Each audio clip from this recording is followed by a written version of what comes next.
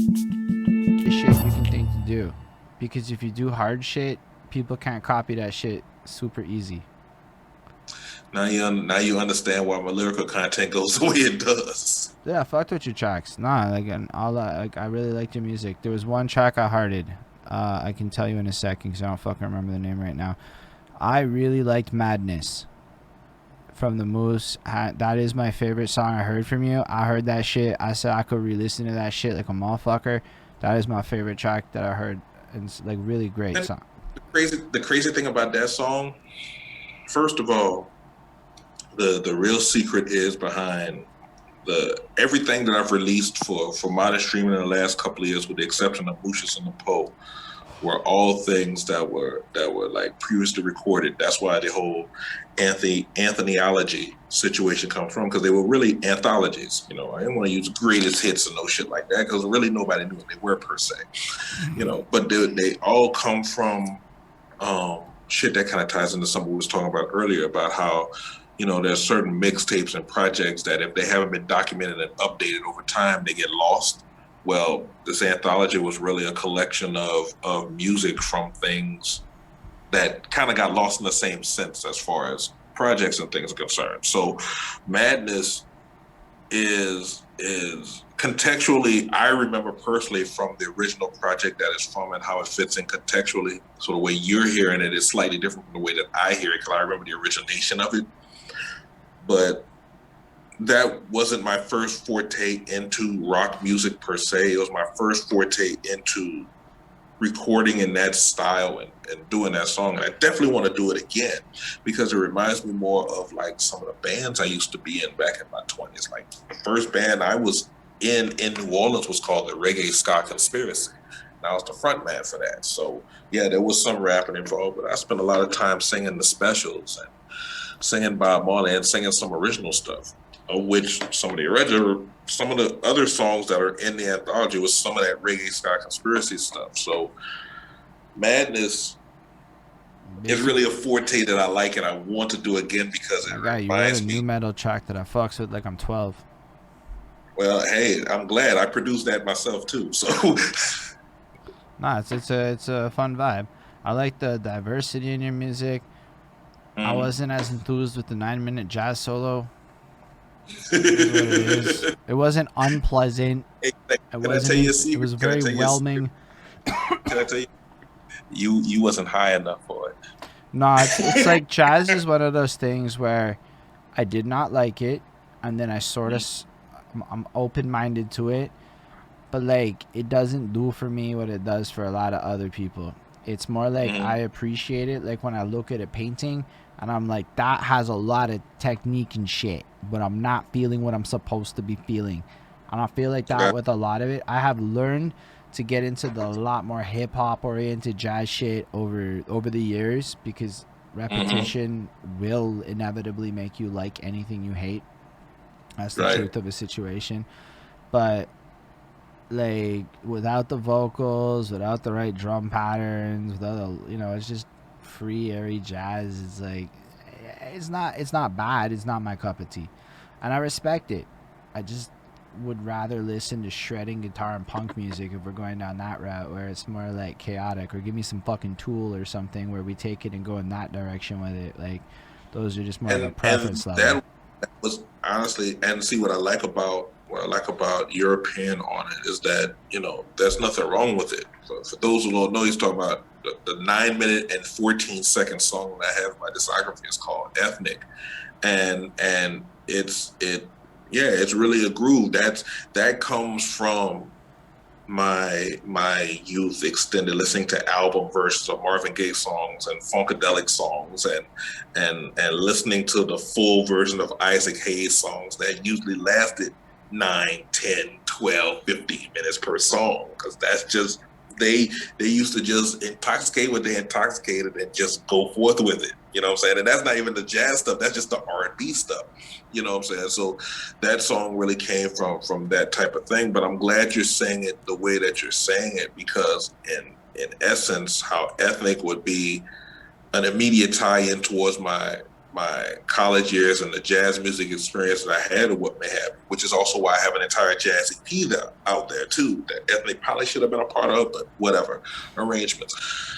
But Madness, going back to Oh, yo, Madness, it fit really well that though. Hold on, just to give you your props on its curation and the placement, the way that it tied into the beat of the next two tracks made it just feel like really an extended mix that played out for the next. So it really was well placed. I don't want to take away from like that side of it. This is really just like, like it's not my favorite style, but right. And I get it, and there's no problem with it. But just to say that at the same time, for like Madness or what may have you, I'm glad that you like that track in a sense, because I remember where I was at the time period. That's my Nine Inch Nails, Perfect Circle, Saul oh, I Williams, love it. and listening to music. That's where Madness came from. But so that's all Madness shit came I can like empathize with more than like from Isaac a lot. Hayes. I've you never know, listened to an Isaac Hayes song outside of like maybe checking where a sample's from one time. Like I don't mm-hmm. have any connection to that. I have connection to a lot of different things. And I feel like that also plays into your appreciation. So like for me, jazz was like an education. I had to go watch documentaries about why things were great. You have no idea how many videos I have watched where other people break down why this particular song's a banger or why that particular. And usually it's not hip hop because I want to know about other shit, right? Because like Good. frankly, hip hop, I can go look at what I like and don't like. It's super easy for me to do that.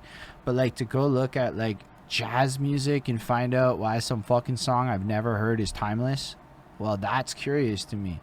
And that taught me a lot about chords and the energies, or like that like certain songs will have like effects used and limitations of 1970s technology. And I'm like, okay, this is See, all really good. now But you're leaning more towards my side and thought process when it comes to music in general. Like I this is why I said earlier, when I discovered an artist, especially when I was younger, chances are I discovered that artist, and instead of going forward with them for their future releases or their new album stuff, I went backwards and probably stayed backwards behind them for years and what may have you. In reference to what they did and how they did, because I love history, and I love the history of music, I love the history of sports, I love the history of humanities. So what you explained in reference to a jazz happened to me just about the exact same way, because going all the way back to the beginning of the conversation, I grew up in a small town that was just far enough from New Orleans to not be every day affected by New Orleans. See, New Iberia doesn't. It now has somewhat, maybe a small little angle of jazz, but not as much as you would stereotypically think a city in South Louisiana would have when you stereotypically think of jazz in Louisiana. It really truly is, the majority of stuff when it comes to jazz is in New Orleans, what may have you. And that 2 hours makes all the difference in the world traveling wise. It amazes me because I've been driving the route since I was 15 years old. So taking that 2 hour trip to college and studying jazz and classical and trying to get more into music because New Orleans had that musical reputation. Yeah, everything that you're going through right now is, for the most part, basically what I had to go through with, learning Miles Davis and John Coltrane and Cannonball Adderley and Herbie Hancock, and that yeah, that's the stuff. That's the stuff. It's basically the equivalent of some 18-year-old kid today learning about LL and Rakim and Kumo D, and you know, yeah, I was also doing that too. you know, yeah, it's really the same. It's the same exact thing. But the fact, and lead back to the song again, I would never have a problem with you not feeling ethnic because of the correct contextual way you explained yourself that led you to that conclusion. I will never have a problem with you saying it about that or any one of my songs, as long as you have that type of explanation behind it. You know what I'm saying? I get it. I It can took see that. a And it took we a can talk. We can talk long time of getting about, bashed on the internet to be able to learn how to explain things. I got beat huh? up. I used to get beat up on the internet. My comment before the YouTube changed their policy and people could be Uh, mean. Oh my gosh, people were mean, and they would like not like what I was saying. And after a while, when people are shitting on your fucking shitty opinions, you start to like want to combat the comments in a way. So you start to educate yourself, and you start to like learn how to Mm-hmm. better express your ideas. Mm-hmm. You start to learn how to, and then you start dealing with rappers a lot. So imagine you talk to rappers a lot. Now you got to learn how to express ideas, everything in ways that don't step on toes. And I don't think it's a simple task to express why you like or dislike something. I don't think we're taught that toolkit in society. And it's one of those ones I spent a long time learning, so I'm able to. Context, context. That's another foundation of Mooseism. The concept of context. People people can say they like or don't like something, but hardly know how to explain it in a way to at least the person who they're explaining it to. While the person who they're explaining it to may or may not agree with what they're saying, they can at least relate to what the person's saying. And a lot of people are missing out on being able to do that contextually, bro. I like to Google what words mean though, so I'm like pretty okay. But like I said, I wasn't always good with it. It was like I went online and I talked about what I liked and disliked in music to super fans. You got to understand, when you're doing an album review that's like an hour, the only people that click on that shit are people who really fucking love that shit. So imagine me for like a year being an arrogant little shithead on the internet in my late 20s and like, fuck all of y'all, I can do what I want. And then I got so many comments, but through the process, people explain shit, and then you can't help it. You start learning, and you realize that you're kind of ignorant sounding. And then Yeah. I don't think a lot of people understand how to ask for feedback. So, like, what do you think is a terrible question if you really want to know how somebody feels, which is what you really want to know when somebody hears your song? People don't want to know. People don't want to know I'm talking about average people when you're asking truth. that They just want question. to be comfortable and say, huh? I think that Say, when you ask your fans or people, what you really should be asking people is how they feel when they hear your song. Because they're not going to be able to use the language to communicate to a person who makes music and person who does. Like, they can't have the same conversation. And even right. amongst artists, my creative process and yours might be so vastly different that, like, is it a great question? Or is maybe Mhm. how do you feel when you hear this song a better question?